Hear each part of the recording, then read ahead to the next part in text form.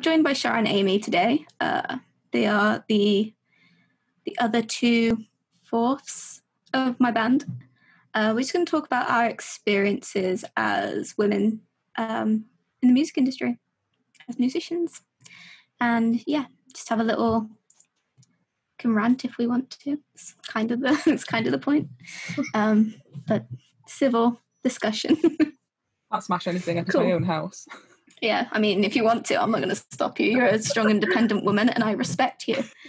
I don't know why I laugh like I don't respect you. I was laughing at the fact that I was independent. That's such a hilarious concept. My disrespect has nothing to do with your gender. I was just laughing because you said I'm independent. We both know that's not true. Well.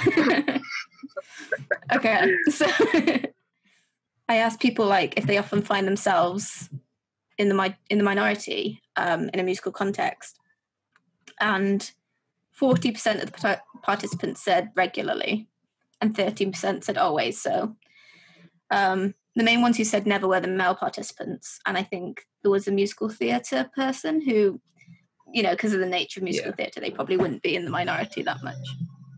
So yeah, obviously we find ourselves in the minority a lot because of the the type of shows that I go to.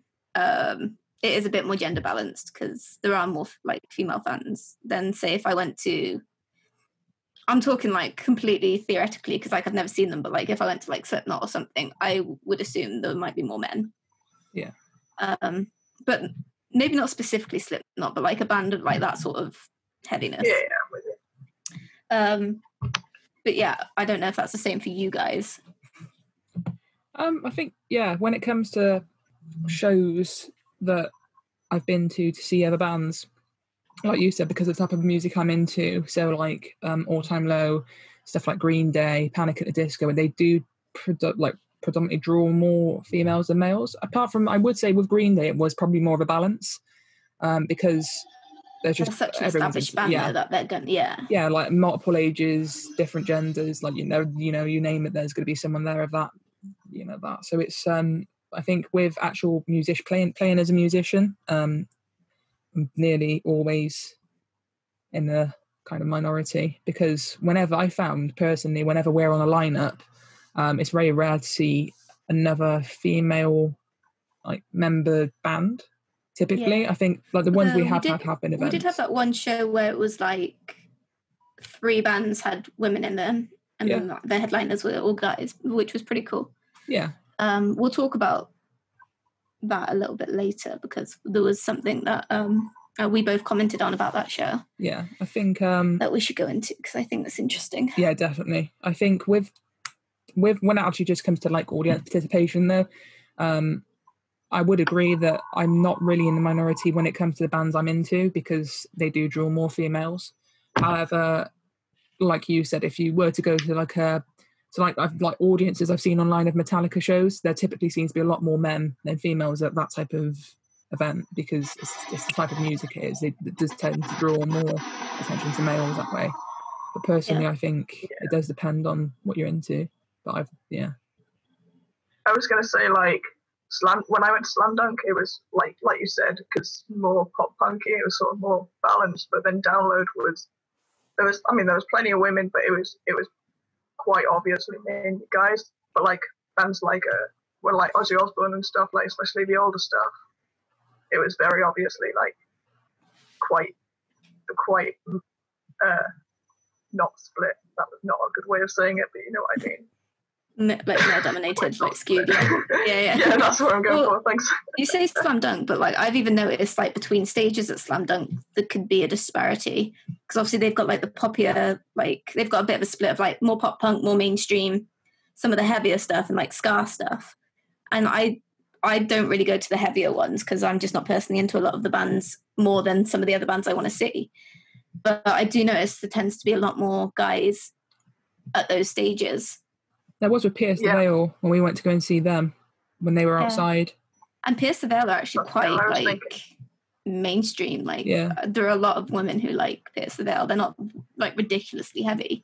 No. But when All Time Low had just finished, there's most likely going to be more of a female audience for All Time Low than when you go over to Pierce the Veil. Yeah. 100%. Yeah, and then in the musician aspect as well. I personally, like, I don't think I've ever played in a band where there wasn't another girl. It's just been coincidental. I've just happened to be surrounded by, like, when I was growing up and we were starting like crappy bands that weren't actually very good, it was starting with friends who also liked music, who were also girls. And so I've always been in mixed bands. And I can't necessarily now imagine myself being that comfortable in a band if it was like all guys and me. I think unless it was like guys I'd been friends with for a really, really long time. The first band I was ever in that, like you said, was like a shitty band that wasn't really proper. It was just like a kind of play an instrument type thing. That was me and 3 other guys. But then, like, I was a lot younger. Like, I was talking about like 15, 16. And then when I joined my first kind of proper band where we were writing songs, it was then I was in that with Joe, and it was me, Joe, and then a guy who was in our school. And then from there, my only other proper band has been with Joe. So yeah, again, it's always been like being in a band with female has always outweighed it. But that's just because of the people who I surround myself with. And it just so happened that now we've got a female bassist as well, because me and Joe were actually saying like we would prefer to. Yeah. But it was coincidental that when Amy applied and we just got on really well, we didn't really want to find anyone else or trial anyone else, because we kind of said that makes us stand out if we have just one male member, because it's different. You got in only because of that. That's the only reason. Not because we got along with you, or that you were a good musician, or that you liked the music. Enthusiastic. What's her name, Alex? Well, if it's going to work in my favour, may as well do something for me. May as well get something from being a woman, because... Yeah, exactly. I'm going to tell the truth. My first band was... Yeah. My first band, I was in like a couple of like shitty ones that didn't do anything. They were all guys, but they were literally like at school, and we never really did anything, so I don't really count it. But my first proper band, I found there was 2 other guys, and I found them on Join My Band, and it wasn't so bad when it was just the 2 of them, because they were really, really nice guys. But then a third guy joined, and like as soon as that third guy joined, he was really nice as well. It was nothing to do with him, but it sort of really became like a bit of a boys club atmosphere. And it's not like they were purposefully excluding me or anything, but they would always like play FIFA and talk about girls and stuff, and I was just sort of there. It got to the point where I was in the corner like, I don't really feel like I'm a part of this anymore. But it was, I feel bad, like they were nice guys, they weren't doing it on purpose, and it was nothing intentional, but it made me feel uncomfortable quite quickly as soon as I was quite clearly outnumbered. That makes sense. Yeah.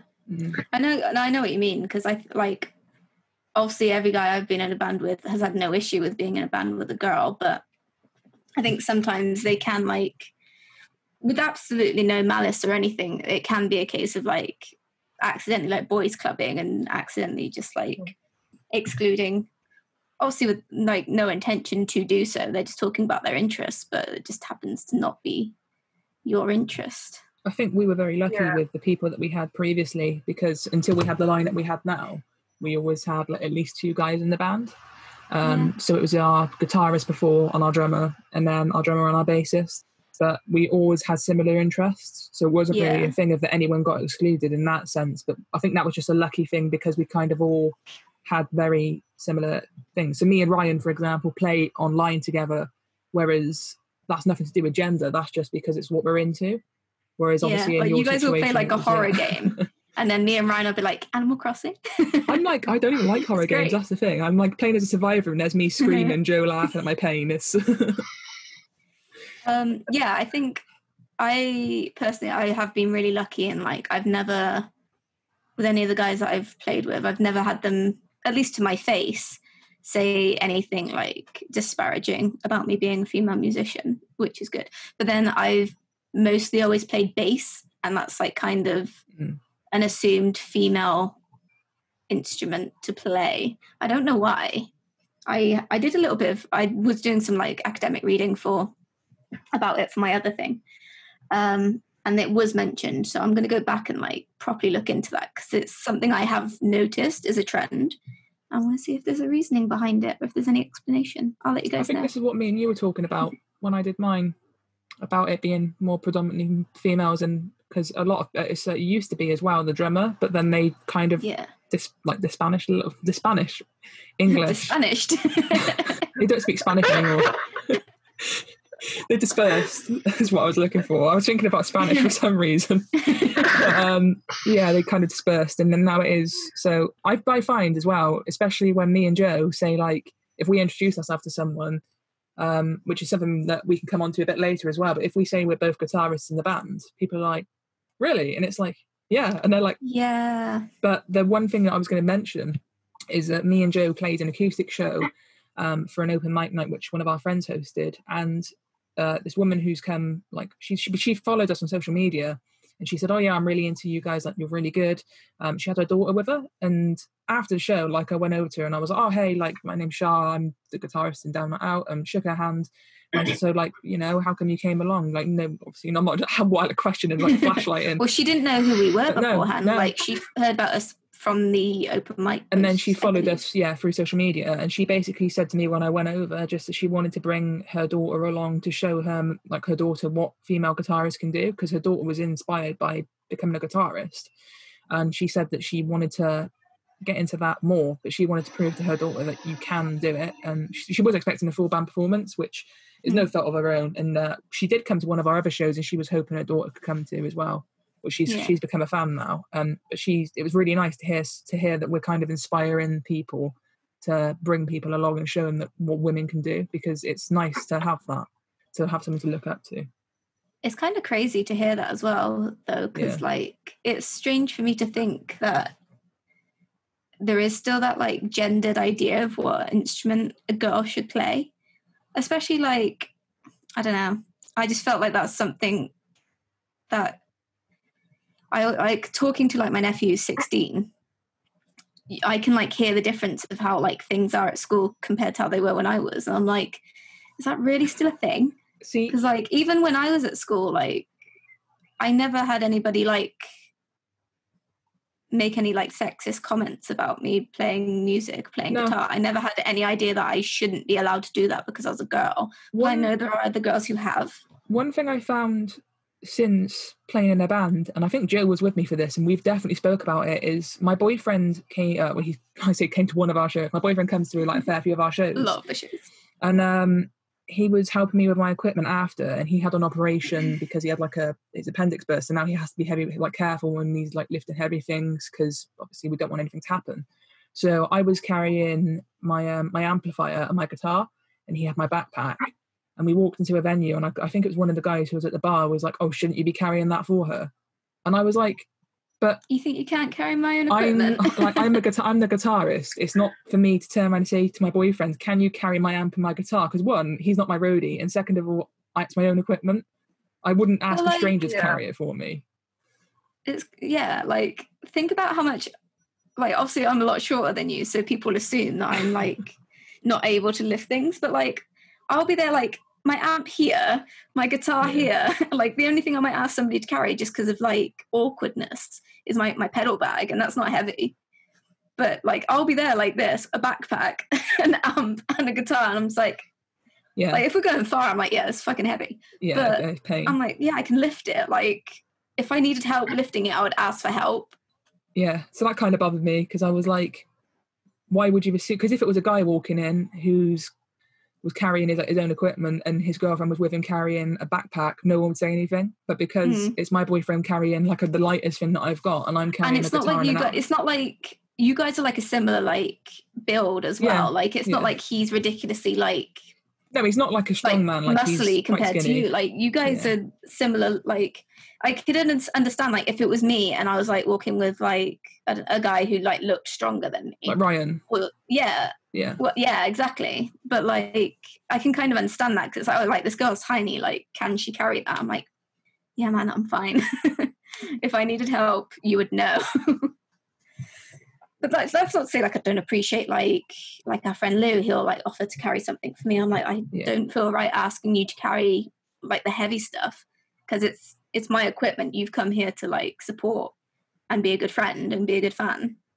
I'm not going to then be like, carry this. I might be like, yeah, if you could carry my pedal back, like that would be good. But I'm not asking anybody to carry anything heavy. Yeah. It's my equipment. I bought that equipment knowing it was going to be heavy and I was going to have to be lugging it around. It just kind of personally bothered me a little bit, and I was a bit like begrudged by it, because I'm like, it's literally, and even Alex was like, she's a guitarist. Yeah. Like, that's... Exactly. And it's like, that's your business as well. Like, it's one thing if it was like, yeah, I wish you would carry stuff for me, but like, they don't know what your relationship's like. They can't just assume. No. They didn't even know we were together. That's the thing. They don't know he's my boyfriend. Like, yeah. You know? Yeah. That's even worse, actually, now that you said that. I didn't even think of that. No, like, they didn't know we were together because they didn't know us. So they just saw us walk in together, and he was like, shouldn't you be carrying that for her? Like, for all he knows, he's just a random stranger who said, can I carry your bag? Yeah, exactly. You know? I mean, yeah, it's crazy. There's a few like points here that people talked about. Obviously they're anonymous, but if it's yours and you want to pipe up and expand on it or anything, or even if you just want to claim it, like, yeah, I made a good point, feel free. But yeah, if you want it to stay anonymous, it stays anonymous. So yeah, there's like one person said that while playing at a feminist festival, they found in this instance that the male musicians outnumber the female ones by a mile. And like, obviously there's no gender to being a feminist. But you would think at a feminist festival, you would be showcasing women at least a little bit more, at least balanced. I think if I was going to a feminist festival, personally, I'd expect to see a female lineup. That's just like, that's not even like saying that, oh, men shouldn't be playing, because like you said, if you want to, you know, fine.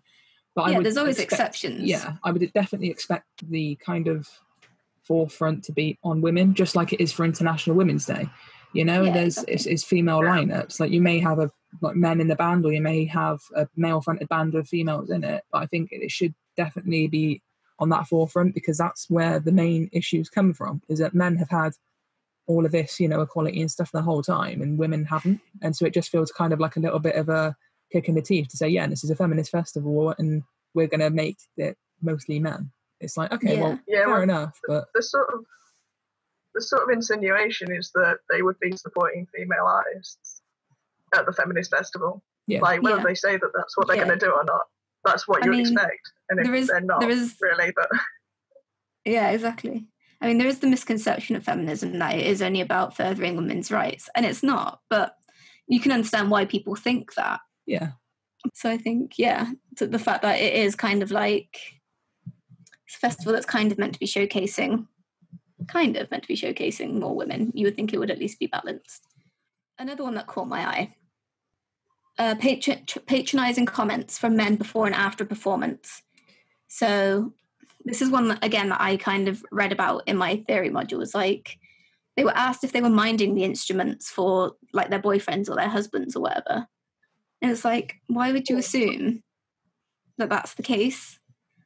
Like, have you literally never seen a woman with an instrument before? That just cannot be the case. You must be living in an actual bubble if you've never seen a woman hold an instrument before.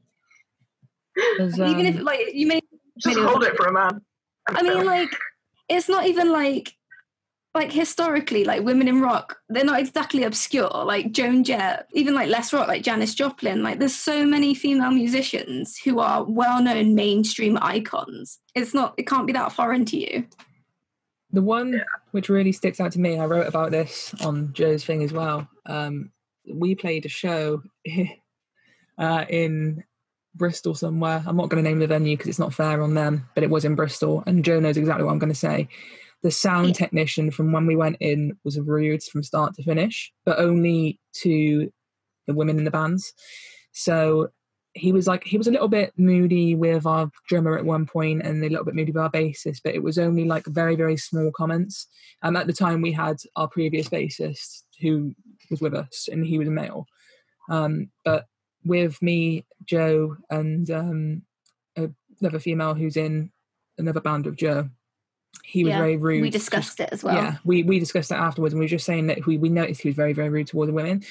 So he was like, there was amplifiers on stage, which we requested, and I think there was one out, and he didn't get the other one out. So I asked him if he could give me a hand with one. there were a couple of cabs in the corner, and I was Yeah. meant to be borrowing one. And I was like, oh, which one am I borrowing? Because I didn't want to take one if it belonged to somebody else. And he just kind of like vaguely gestured. I was like, well, how am I supposed to know? I'm not going to like fucking lug this really heavy thing up on stage for you to tell me it's the wrong one. Yeah. So he was like, okay, well, you know, you take your pick, you can use both of them. So it was like, yeah, that's fine. So I went round there and he was like, oh yeah, grab the orange one or grab the other one. It was up to you. And I was like, okay, well, like these things are massive. Like it's a full-on cab. So if you've not seen a cab before, which I'm sure you have, but they're not small by any means. No. So I was like, okay, well, I need a hand with this. And he just kind of got really huffy with me, came off the stage, just went around and grabbed the amplifier on his own and lifted it onto the stage and was like, can you manage it from there? And I'm like, there's a line, because I'm asking for your help. I hope you get a hernia, sir. Yeah. Well, like, yeah, so we played one in Cheltenham where it was a similar thing, but the guy helped me lift the amplifier and brought it around the front and then helped me take it back again, which was, you know, that's the sort of thing where, like, it's not even a case of gender or being strong enough. It's health and safety. Yeah. Like, if you've literally worked anywhere, if you've worked in a supermarket or whatever, you know not to lift heavy things on your own if you don't think you can manage it. But then nothing to do with your gender or anything. It's just a cab is heavy. You don't lift it on your own. It was just kind of like that type of attitude he had. But then there was a group of guys who turned up who were headlining the show, and they turned up late, didn't have like a sound check, and he was stressed because of that. But he was really nice to them. There was even like the contrast with how he was speaking to me and you, and then like literally seconds later was like having a laugh with like Ryan or Jane, I can't remember who. It was Ryan. But he was like laughing with them. I was like if it hadn't been for that, I would have just put it down to a bad mood or something. Yeah, but it was like, you know, like it's stressful. People are late. I get it.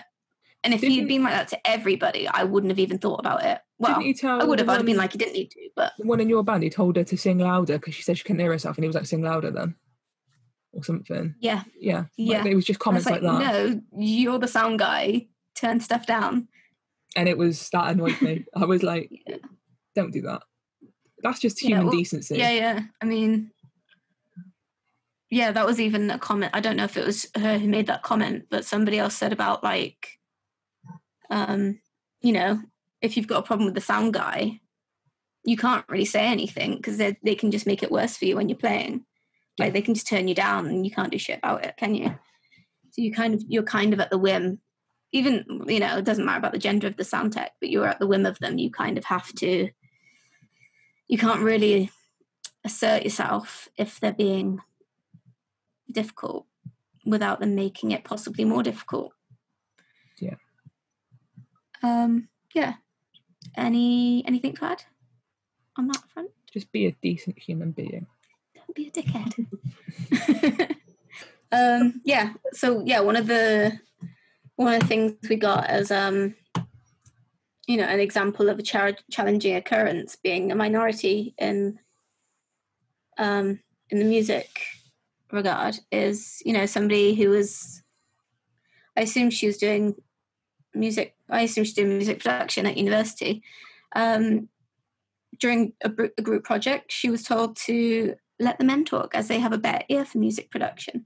Now, I don't know if that was from another student or a lecturer. I would really hope it wasn't from a lecturer.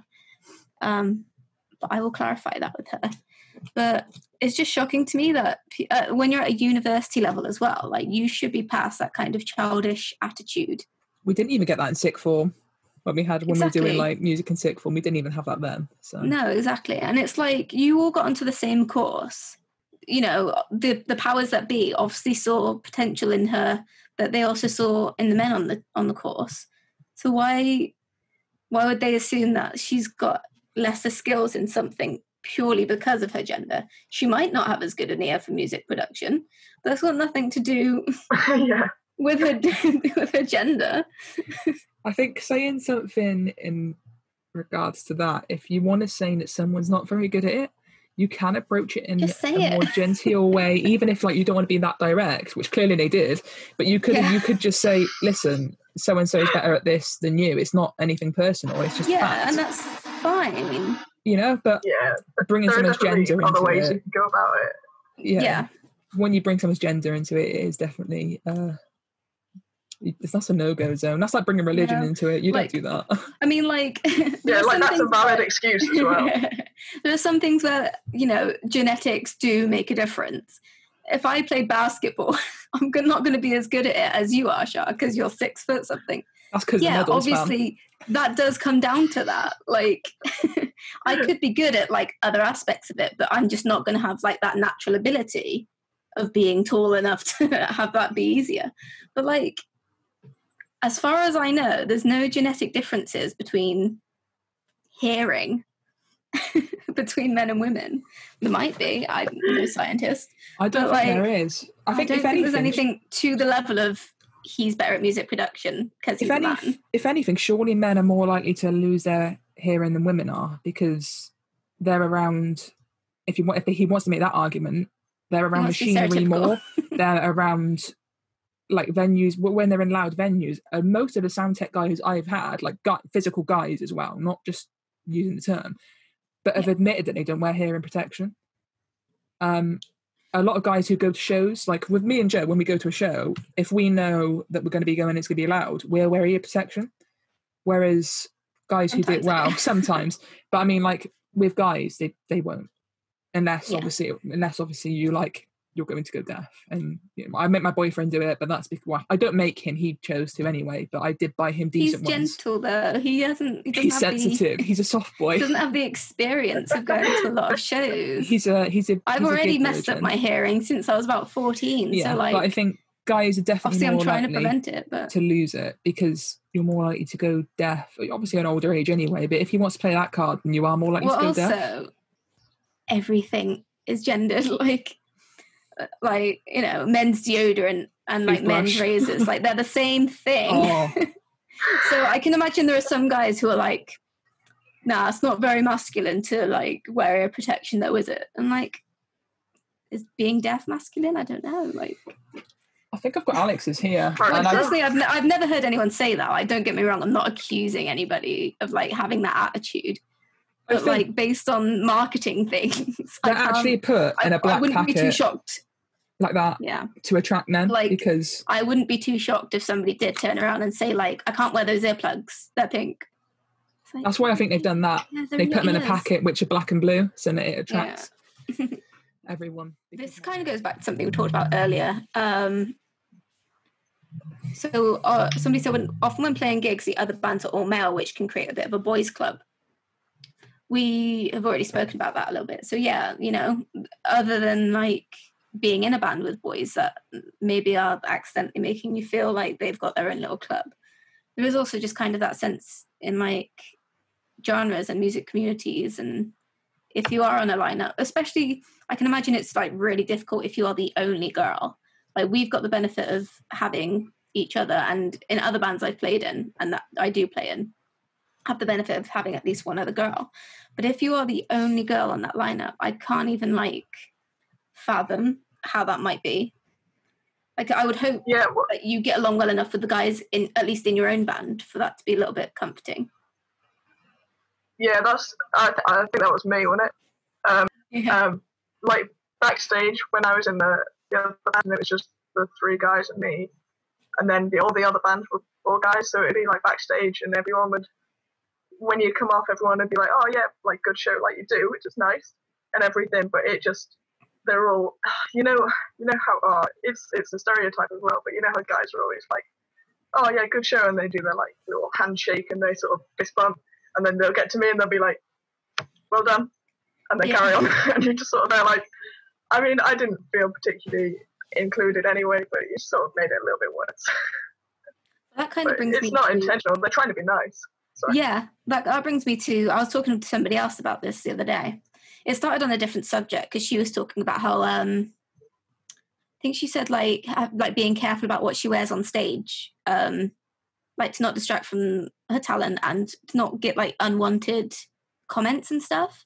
Which is like obviously we don't have that problem. We're quite like tomboyish, so we don't really have to worry about that. But it sucks like people have to feel the need to change what they would naturally want to wear to feel safer and to be taken more seriously. Yeah. And like we started talking about how like I mean I'm quite wary of compliments that I get after shows from like older guys. And I think like for the most part, I'm sure that it's all like genuine and they are just like, well done, good job, you were good. But there is always like that kind of like niggling doubt of like, are they being condescending? Are they trying to like be creepy and flirt? Like, See, like, you never know. Do you remember when we played that show in Cheltenham? And that guy was like catcalling you from the audience. No, that was a different one. That was different, but that yeah, there was that. I There was called that him one. out. He was like, "I'm going to follow you home," and I was like, "I'm going to call the police." Like, there was that one, and that was creepy. It's like that was creepy as hell because I was like, "Don't." I think he was drunk, but like it's not an excuse. And then the second one was that after we finished the show, I was at the back, and there was the woman who was talking to me, and she said, "Your energy on stage is amazing. Like you're really good to see." And then the guy who was with her was like, "Is that a boy or a girl?" And she was like, "It literally doesn't matter, but it's a girl." And he was like, "Who gives a shit?" He was like, "No, it's not." And she was like, "It is." And she was like, "No, it's not." And she was like, "No, really it is. And also you're being very rude." Like she was like, "He's drunk, ignore him." And I was like, "It's fine. Like, whatever." I just removed myself from the situation. But I was like, for him to ask, "Are you that?" and then get told the answer, and then he starts arguing with that. I was like, yeah, it's like, what are you not trying to achieve? taking your word for it. I think it's so much funnier than it. Yeah. But I think that brings in like it brings in larger issues as well. It does. Like of gender and like transphobia and shit like that. Like there are so many people who just can't grasp the concept of like gender not being what they think it is, and it's like, oh, like you have to be what I think you are, and if you're not, it's wrong. And it's like 100% that comes into it. I told you that like I wouldn't walk up to you and say like you're not allowed to dress the way you dress because you're like, I think you should dress like this because that's how I feel like a man should dress. Or like, yeah, I've also been stalked on social media, which I was telling Amy about, which has only happened one time was like a separate incident completely, which doesn't relate to music. But the one time through music, I think I told you about it. Someone found me for like a Down and Out page. I think I was like tagged in a post or something. I'm not sure I can't remember if I told you, but they found my account, like messaged me and was like being like, like, "Hi, really into your music. I'm a musician as well," type thing. I didn't check their profile because I was like, "I don't know who you are. I'm not really interested in that type of thing." And it was like, I was like, "Okay, I'll be polite enough to have a chat back to you because, it's what we do." Having a chat, and then he started just being really creepy, like, "Oh yeah, you're really cute. Like, where's your next show going to be at? Where's this? Where's that?" And I'm like, there's a line between, and I think like I spoke before, like I'm not going to mention any names because that's not up to me, but someone who I listen to who creates audio content for people has had a similar thing where she's been told, "What station do you get off at?" "Oh, it's Lonely in Isolation. Let's meet up."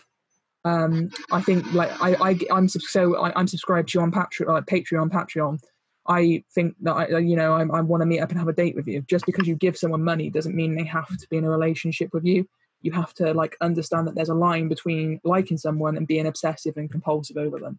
And we've both had that, and we're from different types of genres in like the audio industry. So, it spreads across multiple things. That's another thing that comes up to like bigger issues of like entitlement and not viewing like women as equals, because if the tables were turned and a woman did that to a man, like they'd be like, I highly doubt a man would be like, "Oh, I've done a similar thing," and it's like, yeah, okay, now I know what it's like on the other side of it. They'd be like, "No, you can't act like that," and it's like, yeah, why can you then? Like, she was saying, it's not okay from anybody.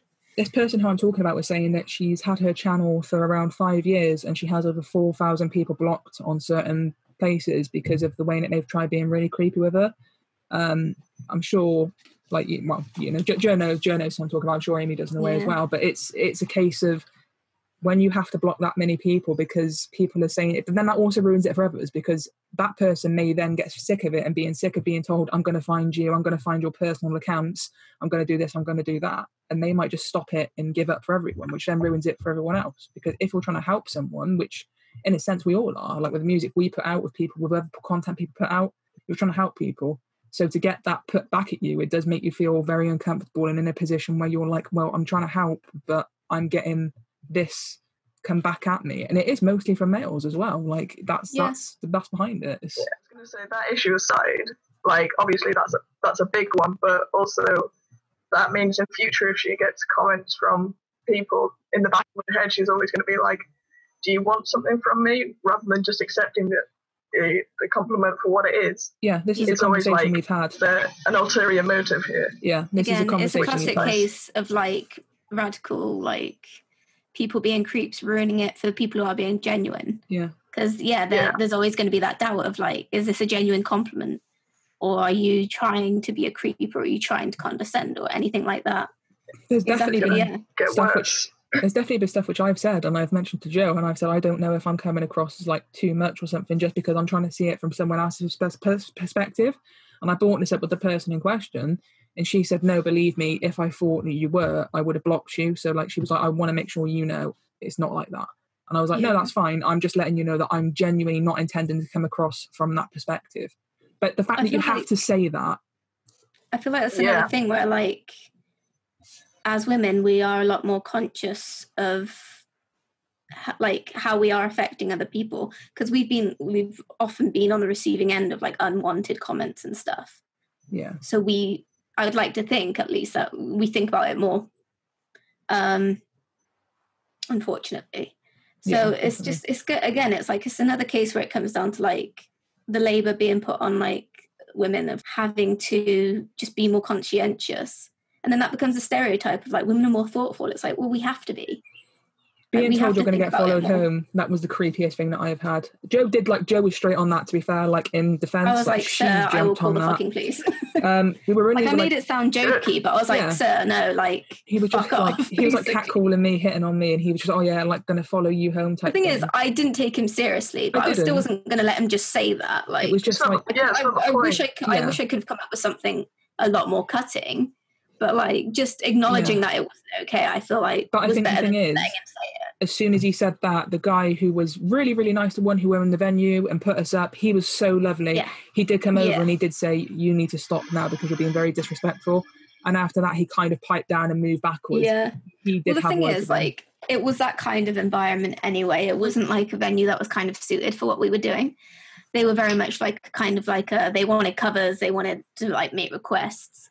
So I think part of it was just kind of was a bit that, but obviously, you know, they see a girl on stage.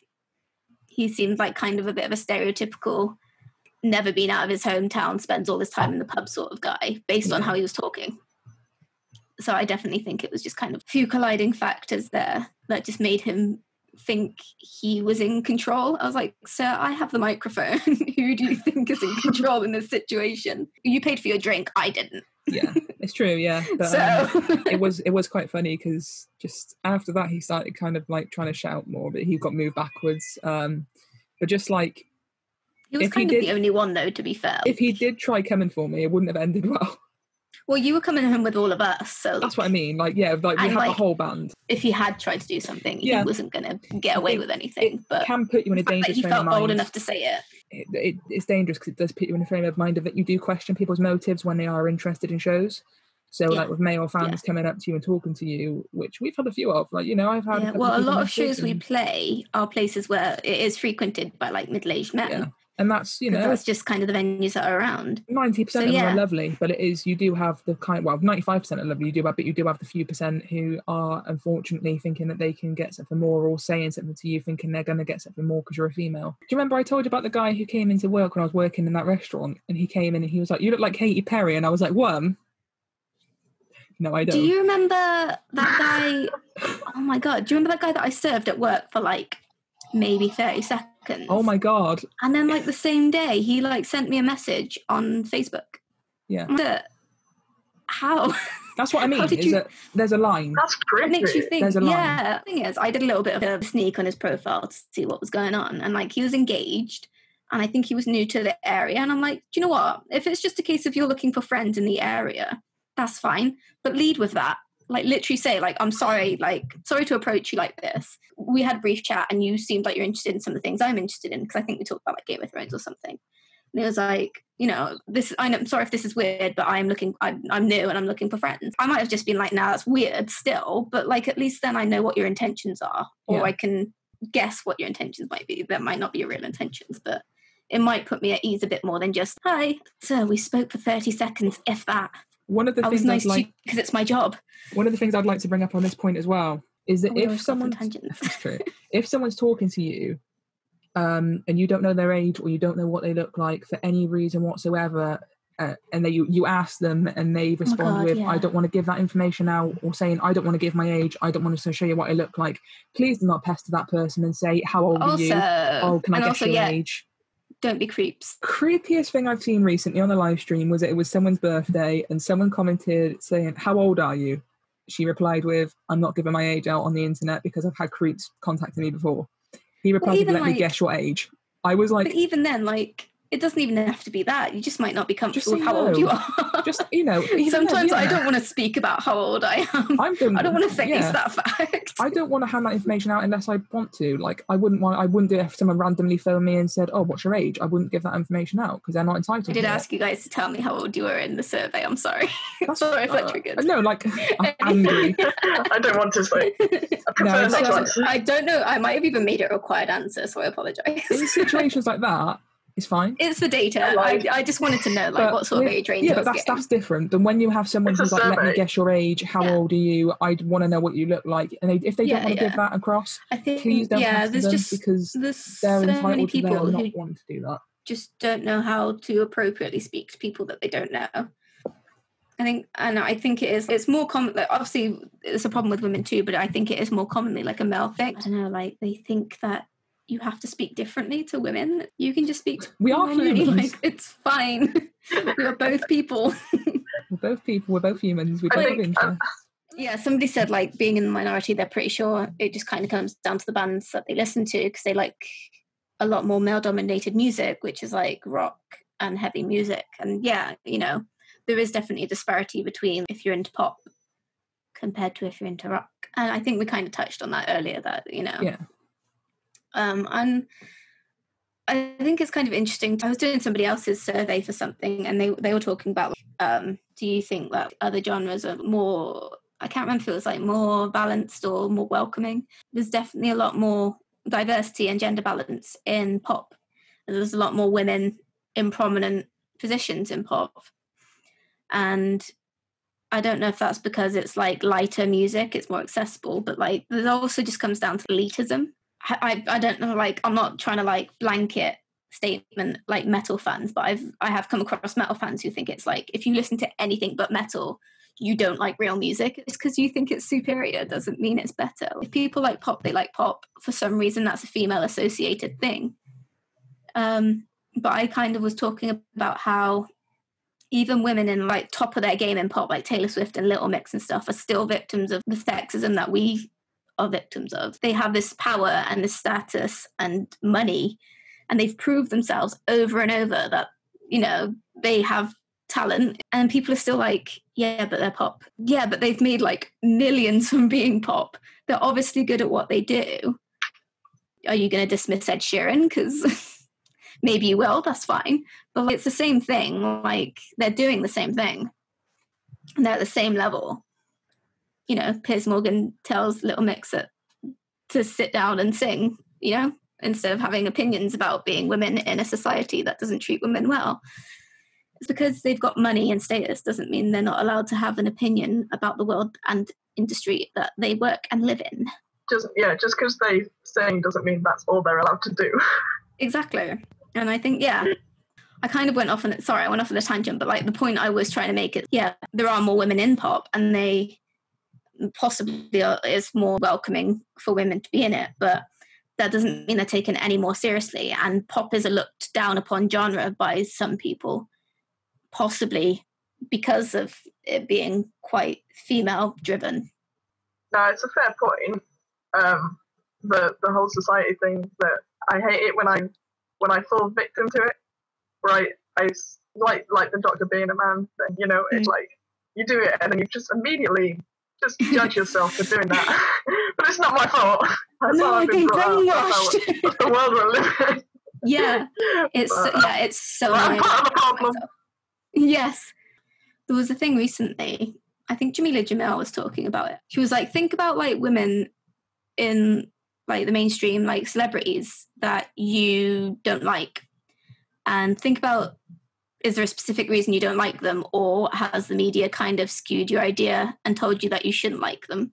a lot of people were like, yeah, actually, like, I don't know why I don't like Taylor Swift. I don't know anything about her. And it's just like, oh shit, it was the media brainwashing me into thinking that. And it's so weird to think that they have that power to kind of change our opinions without us realizing. The media has way too much power about everything. They do. I say that as somebody with a media degree. There's too much fucking power given to the media. Really, really scary. It's ridiculous.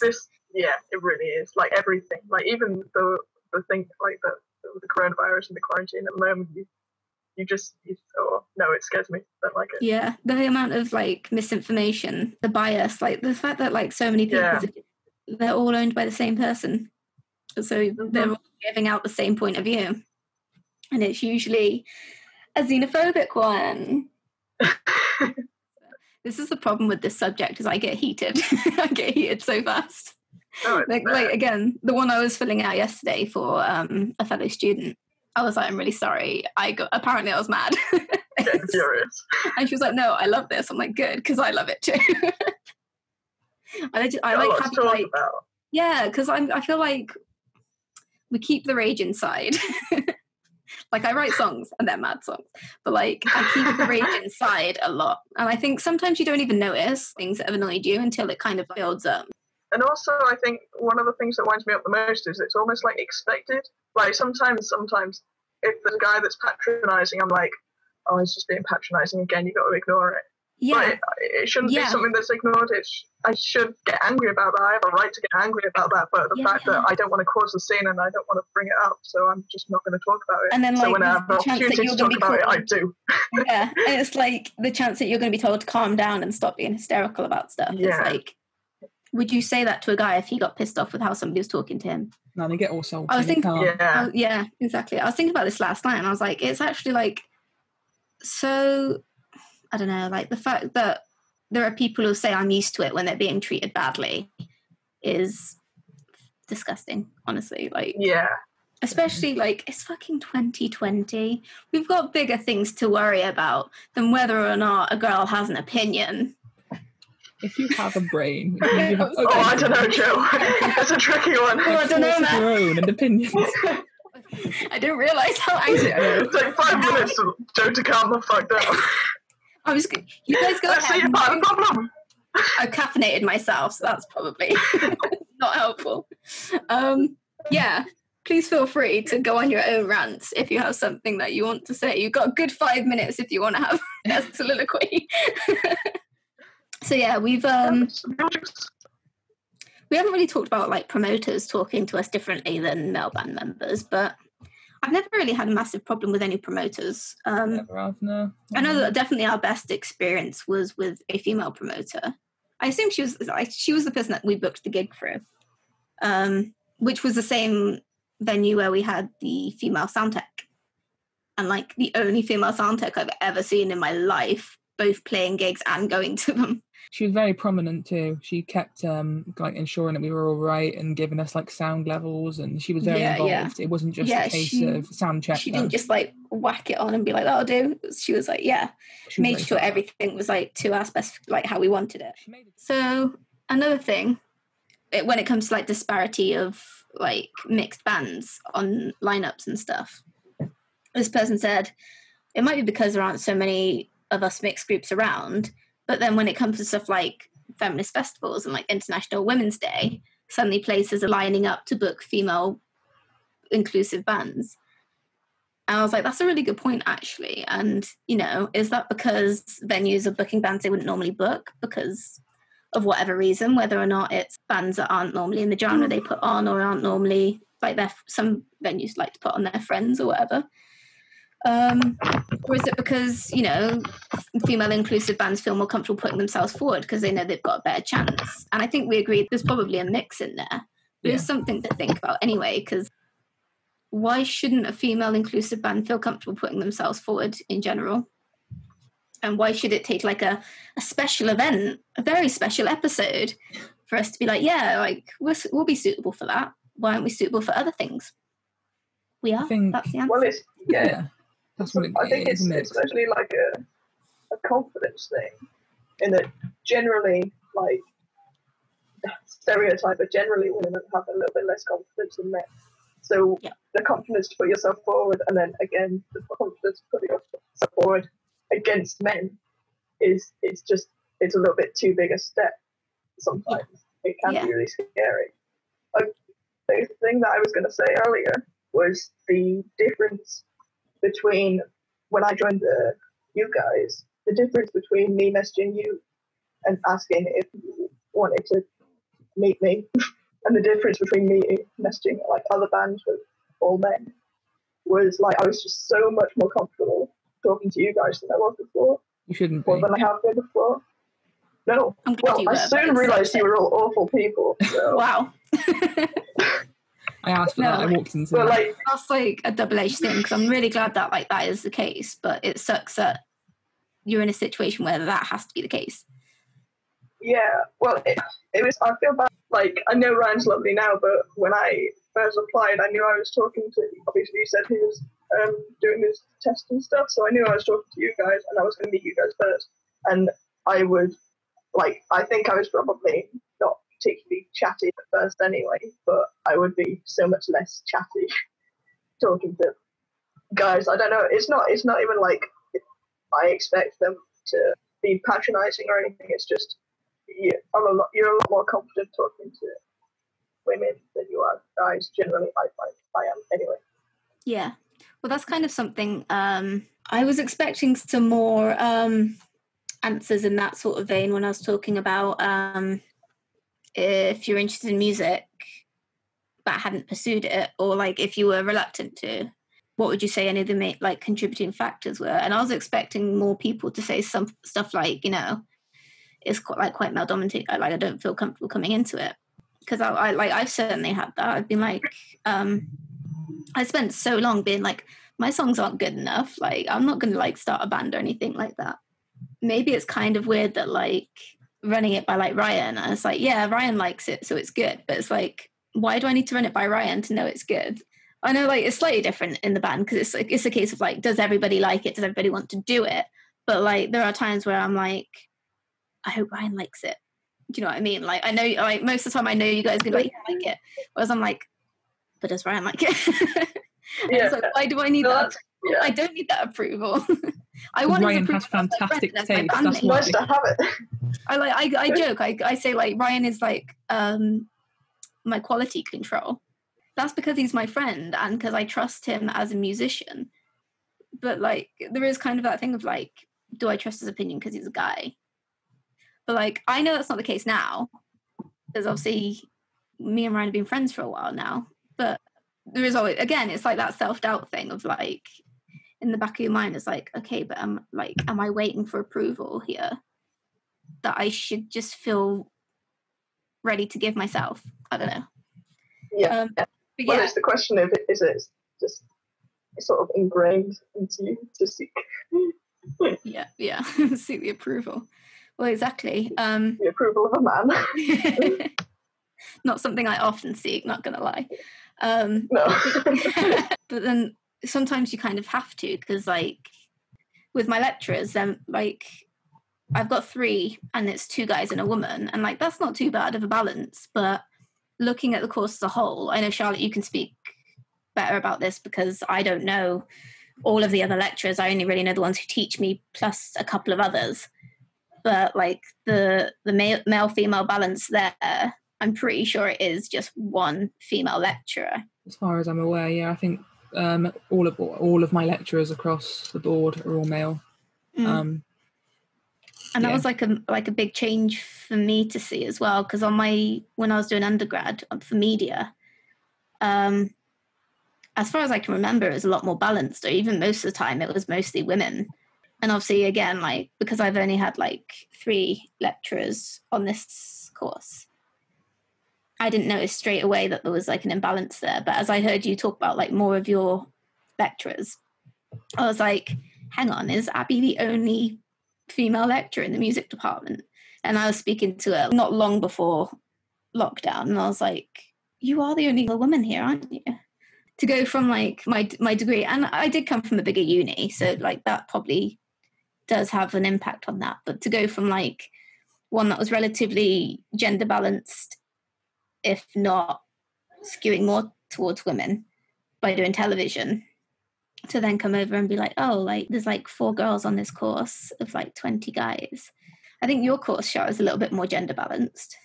It was. One of the girls who was on my course is transferred now.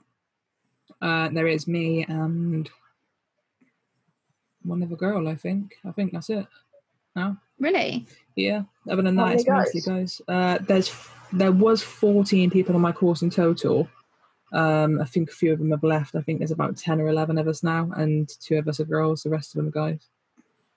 I think you see the difference as well between like the business music students. Like a lot of the gigs that I've seen put on, there's been a lot more girls putting on gigs. A lot of them is in pop music and mostly girls as well. Yeah, pop, that's it. Whereas in tech, as far as I've seen, it's more guys. And that does, like, that comes into a comment here, where it does come back to my point. I did have one. Like the contributing factor of like not pursuing a musical interest. Somebody said they struggled to get into music tech because they didn't think it was something they'd get any support for. And they didn't think they'd be understand some of the technical bits. But like, you're there to be taught the technical bits. So why would we doubt that? This is a conversation I've had. Obviously, I can speak directly from a music tech student perspective. Is that no one really knows what they're doing when they first come in. So the first year is like a clusterfuck basically, because no one knows what they're doing. It is like a learning curve, and you do need to adapt and adjust because guaranteed, like a few months ago, I recorded like my first song on my own in a studio, all like independently, completely just on my own with artists. And that was like a massive step up from what I'm used to. And like the terminology and stuff that they were using, and like having to work out beats per minutes and having to work out this type of stuff. I've never done this. So it was like a really like kind of wow, this is a lot different to how I thought it would be.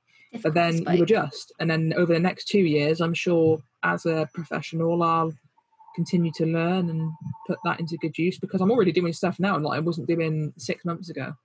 And I'm not perfect, like I'm far from it, and I've definitely got a lot more things to work on, but I can definitely see an improvement. Yeah, but it's not because you're a girl. No. Like everyone's in the same situation. Everyone's in the same boat. Exactly. Yeah.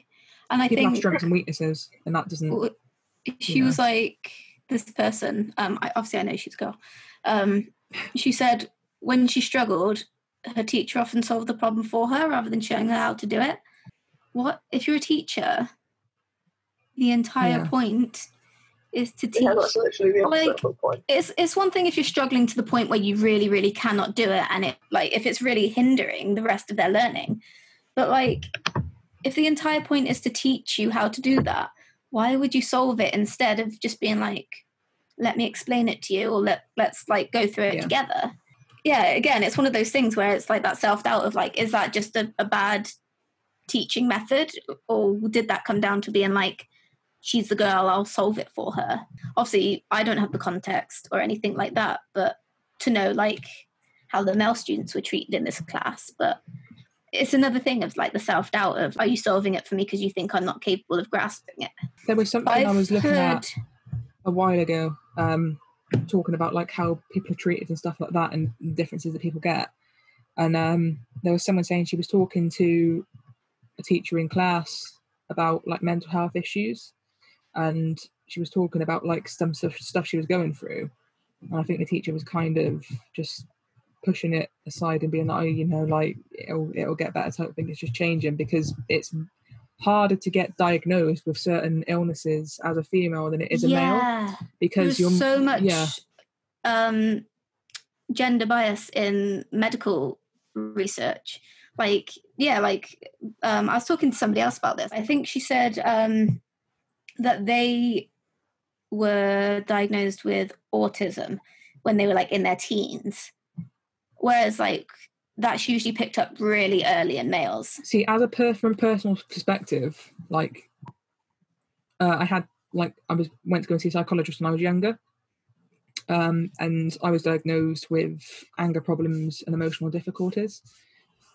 Later on last year, later last year, I went again to go and see someone because there were still issues that I was having throughout the years, and it was getting worse. I found it hard to deal with, and I found out that I then got diagnosed with ADHD. And the guy who diagnosed me said it should have actually been picked up beforehand, but because I was younger and they saw the side effects of it, because the 2 side effects that I was really showing back then are major side effects of what I've got now. But it wasn't picked up on, and he said that was a case of that it should have been, and he wasn't sure why it wasn't. He was going to have a look into it, basically. But just after what I saw online, it just was like, oh, that kind of makes a little bit of sense. Yeah. Well, it's another case of symptoms show themselves differently in women than they do in men. I think one of the things in ADHD where the hyperactivity that you expect to see in it is more prominent physically in guys, but with girls, I think I heard that it's more daydreaming. Well, and they're more likely to be more chatterboxes.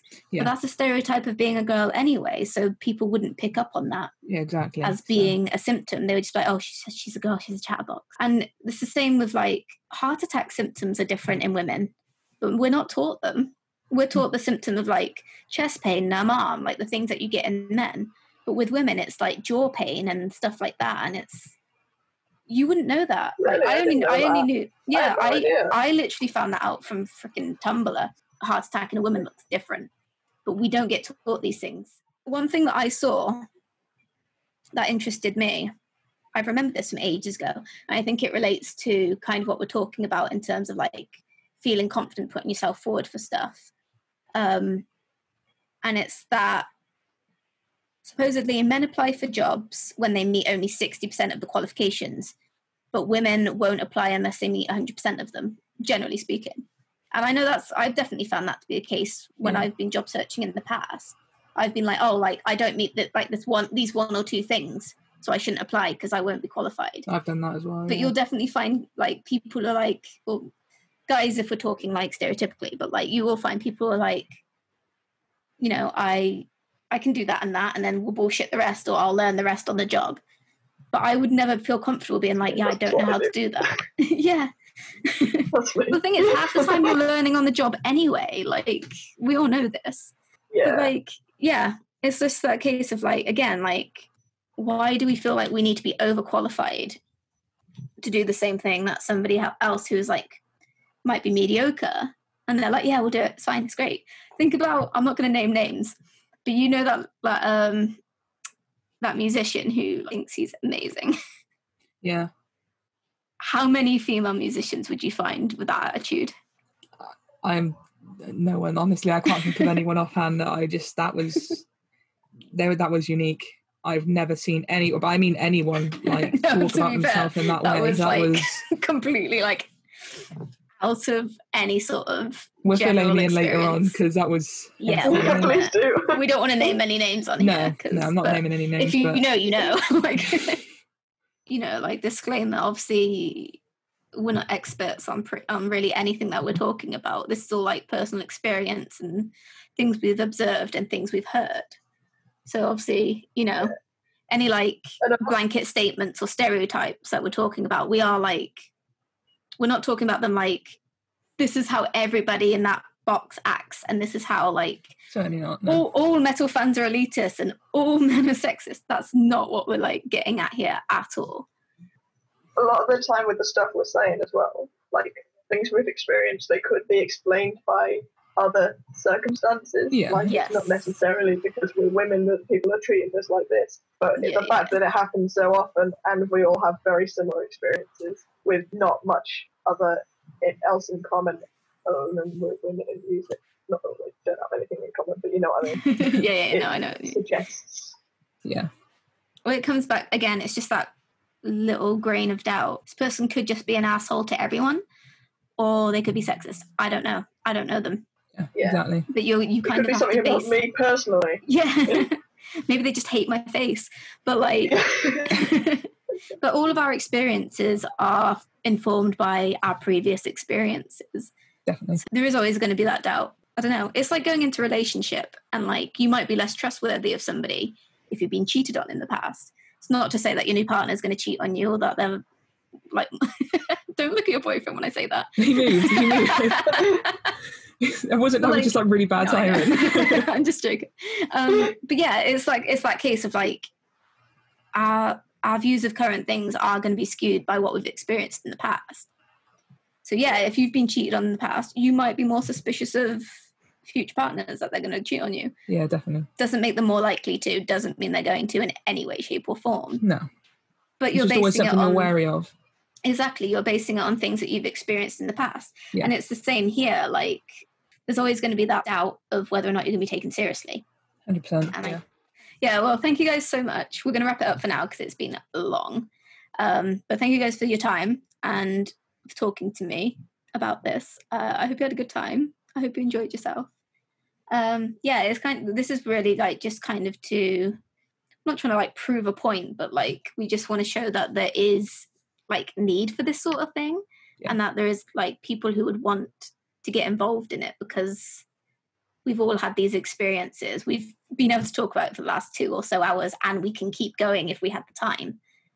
So I think that kind of like really reinforces that, you know, it is a space that is valuable to people. Mm-hmm. So thank you again for your time, you guys.